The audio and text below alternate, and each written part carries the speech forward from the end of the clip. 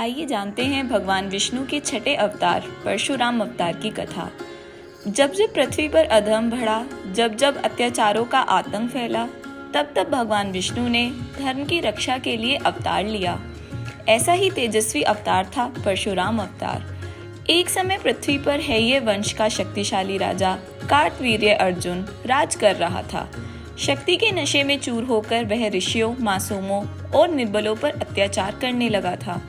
इसी समय महर्षि जमदग्नि और माता रेणुका कठोर तपस्या व धर्म पालन में लगे थे।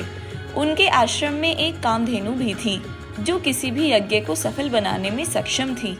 अत्याचारियों के अंत और धर्म की रक्षा के लिए भगवान विष्णु ने ऋषि जमदग्नि के यहाँ पुत्र रूप में जन्म लिया।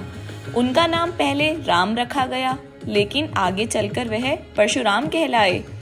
परशुराम बचपन से ही तेजस्वी थे, शिव जी की कठोर तपस्या करते थे और उससे ही उन्होंने भगवान शिव का परशु प्राप्त किया, जो उन्हें अद्वितीय शक्ति प्रदान करता था। एक दिन कार्तवीर्य अर्जुन आश्रम आ पहुंचा।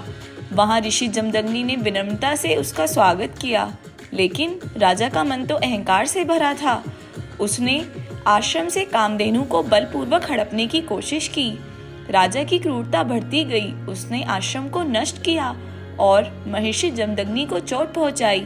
यह सुनकर परशुराम का क्रोध अग्नि की तरह भड़क उठा। धर्म की रक्षा और अत्याचार के अंत के लिए परशुराम युद्ध भूमि की ओर बढ़े। अकेले ही उन्होंने सहस्त्रभुज कार्तवीर्य अर्जुन को पराजित कर उसकी मृत्यु कर दी।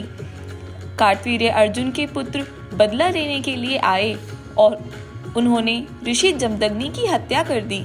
यह जानकर भगवान परशुराम ने प्रतिज्ञा ली, क्षत्रियों के अत्याचारों का अंत मैं स्वयं करूंगा, और 21 बार पृथ्वी से अत्याचारियों का संहार किया। धर्म की स्थापना के बाद परशुराम ने अपना परशु भगवान शिव को समर्पित कर दिया और कठोर तप में लीन हो गए। वे आज भी चिरंजीवी माने जाते हैं और जब भी धर्म संकट में होगा लौट आएंगे। अहंकार का अंत निश्चित है और धर्म की विजय अवश्य होती है। जय परशुराम।